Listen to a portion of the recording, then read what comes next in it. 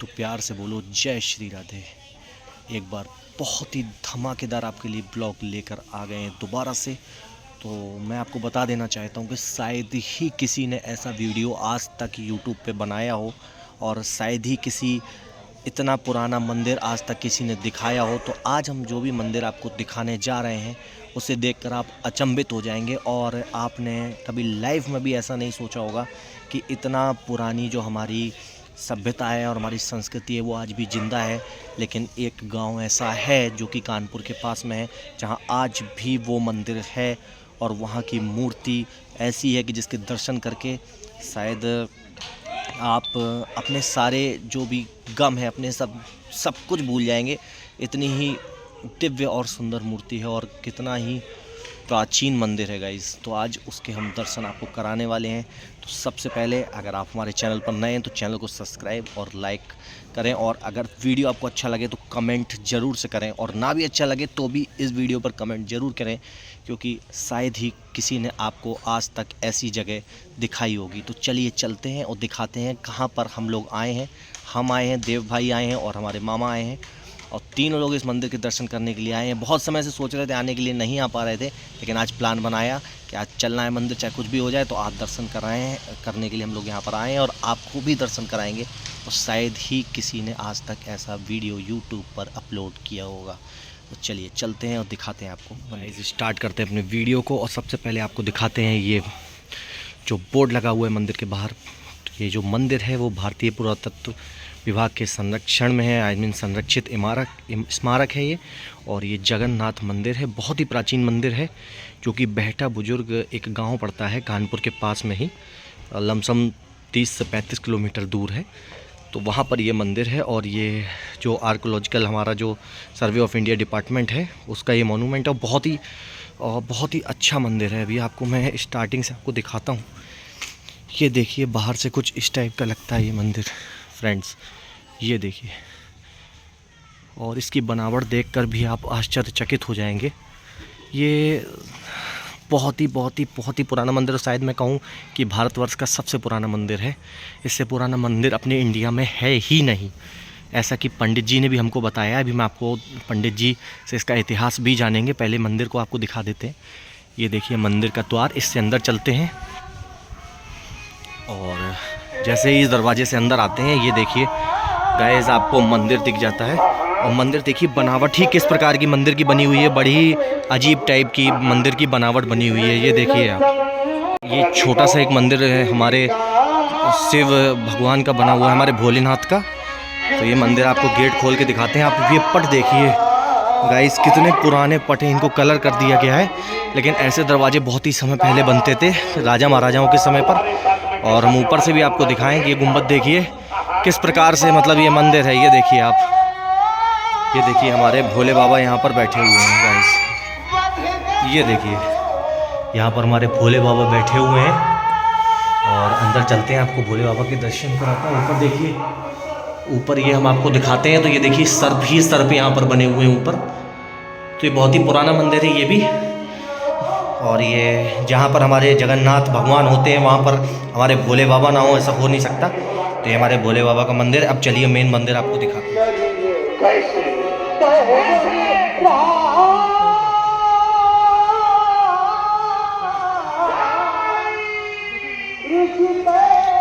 और जैसे कि हम आपको इसके चारों तरफ दिखाएं, तो देखिए गार्डन ही गार्डन आपको चारों तरफ। मंदिर के परिक्रमा मार्ग भी दिखाएंगे, पहले मंदिर के अंदर चलते हैं। ये देखिए यहाँ पर आते हैं तो ऐसा लगता है कि जैसे हम केदारनाथ बद्रीनाथ के दर्शन करने के लिए आ गए हों, क्योंकि जिसकी जो बनावट है ना मंदिर की, कुछ उसी प्रकार से है। तो चलिए मंदिर के अंदर चलते हैं।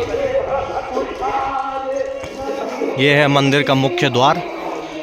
और यहाँ देखिए गाइस, ये बनावट देखिए आप, 3 दरवाजे होकर फिर भगवान तक हम लोग जाते हैं।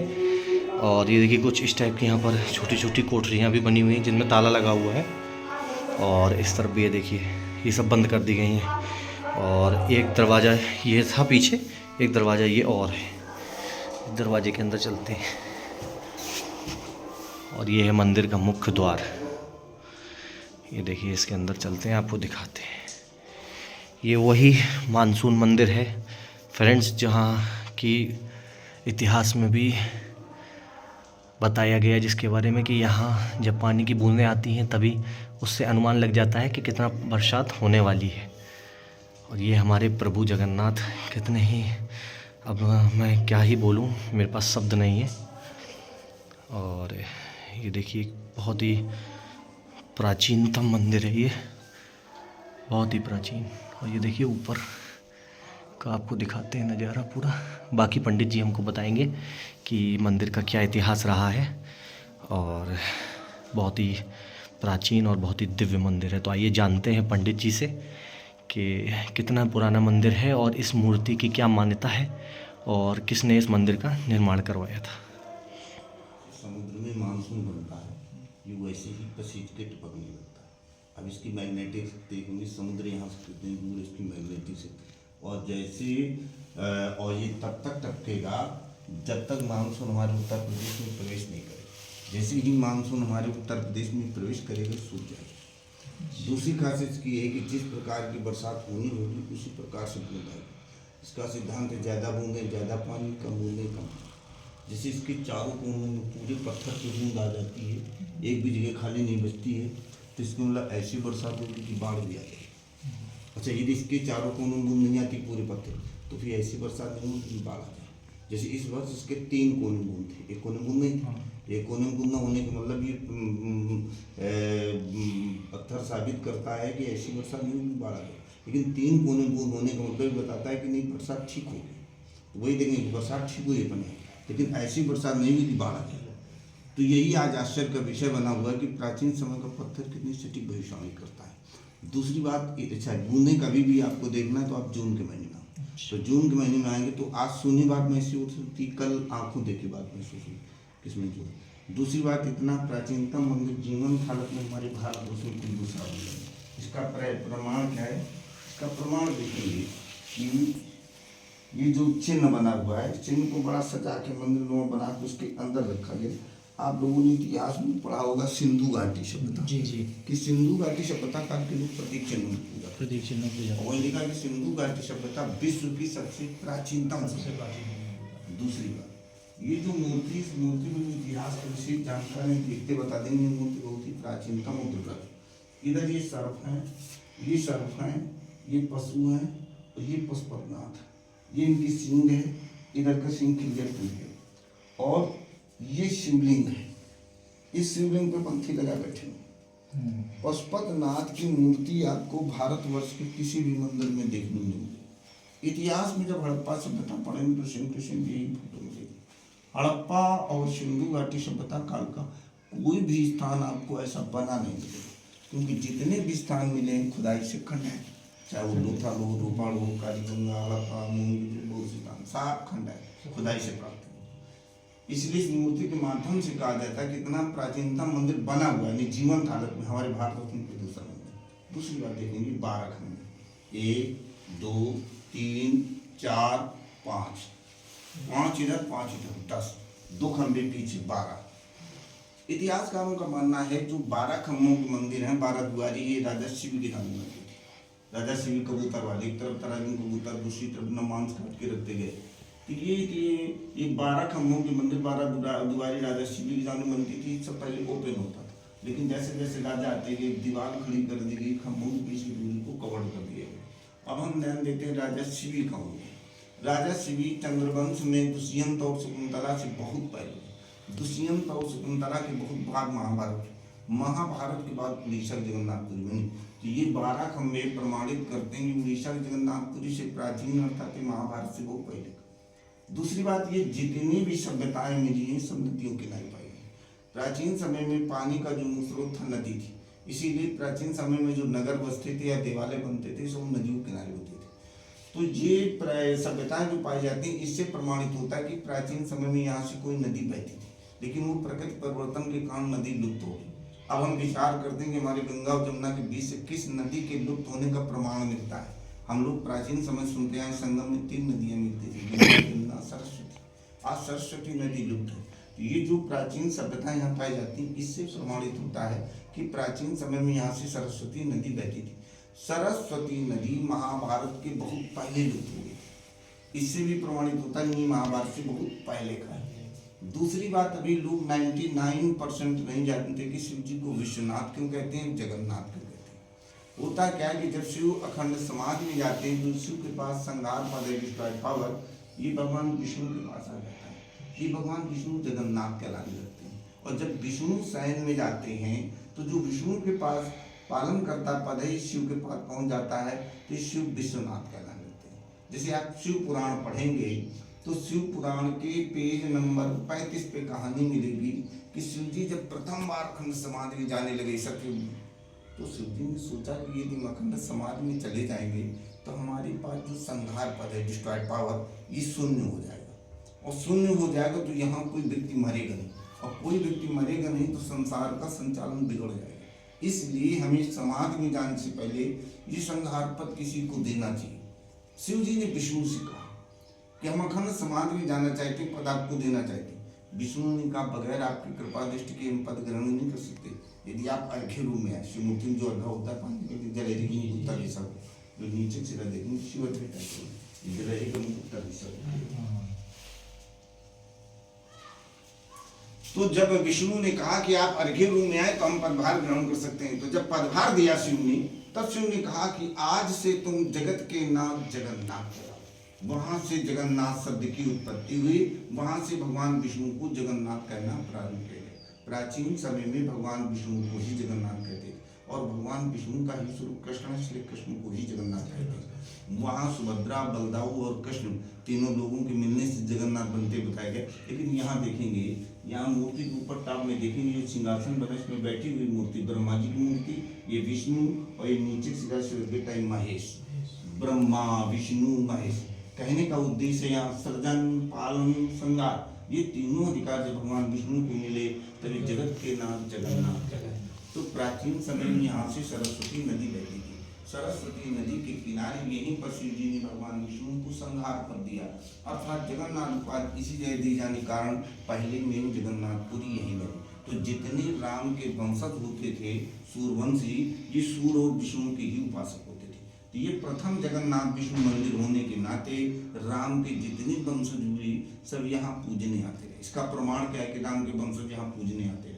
इसका फर्स्ट प्रमाण देखेंगे, आप लोगों ने रामायण में पढ़ा होगा कि भगवान राम का जब राज तिलक हो गया तो उनकी माता जी कौशल्या 4 धाम यात्रा की। 4 धाम यात्रा में चौथा धाम जगन्नाथ धाम।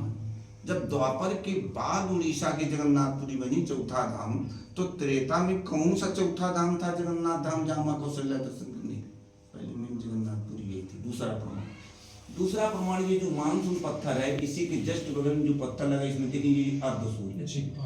प्राचीन समय में जो सूर्यवंशी राजा होते थे दशरथ वगैरह, ये अपने मस्तक में अर्धसूर्य के तिलक लगाते थे, इससे मालूम हो जाता था कि सूर्यवंशी राजा। दूसरा प्रमाण देखेंगे कि जब पुरातत्व ने राम जन्मभूमि अयोध्या में खुदाई कराई तो इसी प्रकार का अर्धसूर्य के चिन्ह राम जन्मभूमि मंदिर अयोध्या में खुदाई में निकला। अब राम जन्मभूमि मंदिर अयोध्या में अर्धसूर्य के चिन्ह खुदाई में निकलना, अर्धसूर्य के चिन्ह यहाँ पाया जाना, इससे प्रमाणित होता है कि राम जन्मभूमि मंदिर से इस मंदिर का कनेक्शन है। जिस राजा ने वहां निर्माण कराया उस राजा ने यहाँ भी निर्माण कराया। प्रश्न ये खड़ा होता है कि अयोध्या में निर्माण कराने वाले राजा ने अयोध्या से इतनी दूर यहाँ का निर्माण नहीं कराया, जबकि एक पवित्र गंगा नदी बीच में, इसके मतलब भी प्राचीन समय साधन स्थान है। दूसरी बात, इतिहासकारों का मानना है जो कलाकृतियां हैं गुप्त काल से मेल खाती हैं। गुप्त काल में इसको सूर्य की मुख की आकृति मानते थे और इसको कलश मानते थे। यहाँ मुख से निकलती बेलपत्ती दिखाई गई। कलाकार कला के माध्यम से दर्शाने की कोशिश की कि सूर्य ही जीवन का आधार है, यदि सूर्य न हो तो जीवन संभव नहीं। इधर देखेंगे, ये जो आकृति है, ये आकृति चंद्रगुप्त मौर्य के समय के जो सिक्के मिलते हैं उसमें आकृति मिलती है। इसके में यहाँ मौर्य वंश में भी काम। दूसरी बात, जैसे आप लोगों ने मंदिर में प्रवेश किया, जो प्रथम खंड है वहाँ एक कोठरी दक्षिण साइड में, कोठरी उत्तर साइड। जो दक्षिण साइड में कोठरी है उसमें सूर्य मूर्ति।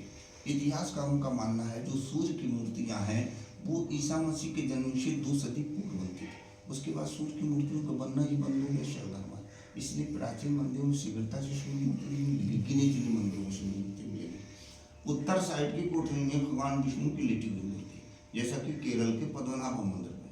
इतिहासकारों का मानना जो विष्णु की लेटी हुई मूर्तियां हैं ये कुषाण काल में थी। कुषाण काल का प्रमुख राजा कंस की दूसरी शक्ति।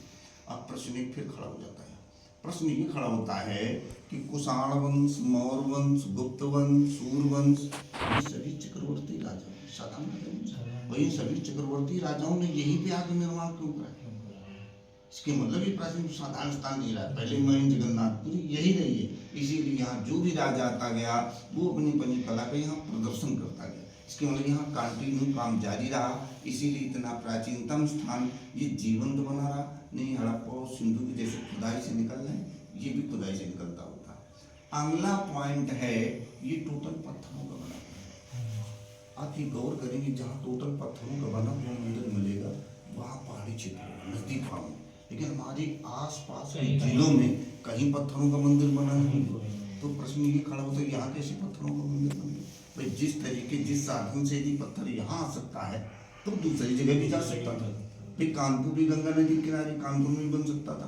प्राचीन समय का नगर बिठूर है, बिठूर में भी बन सकता था। यही क्यों पत्थरों का मंदिर बना?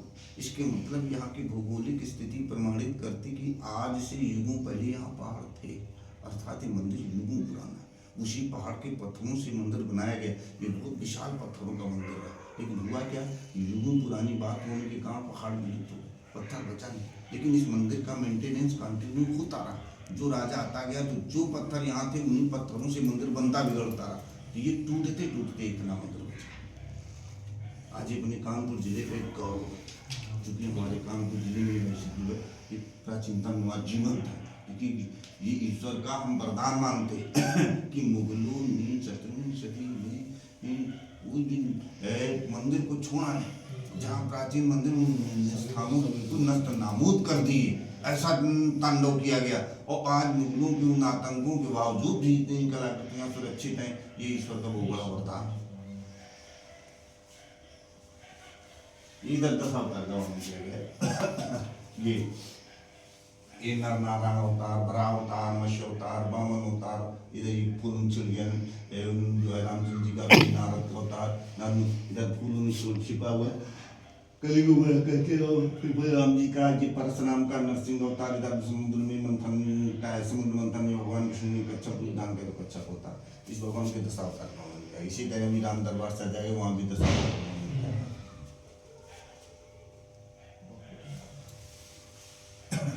ये देखिए कुछ पत्थर यहाँ के पहले जो अवशेष जो बचे हुए हैं यहाँ के, और ये देखिए ये कुछ अवशेष बचे हुए हैं, और ये देव भाई और मामा देख रहे हैं उन अवशेषों को। जय जगन्नाथ। तो ये देख सकते हैं आप लोग कैसे शिलालेख हैं। ये इसी मंदिर के जो नए नए राजा आके निर्माण कराते रहे तो जो पत्थर बसते रहे वही पत्थर हैं।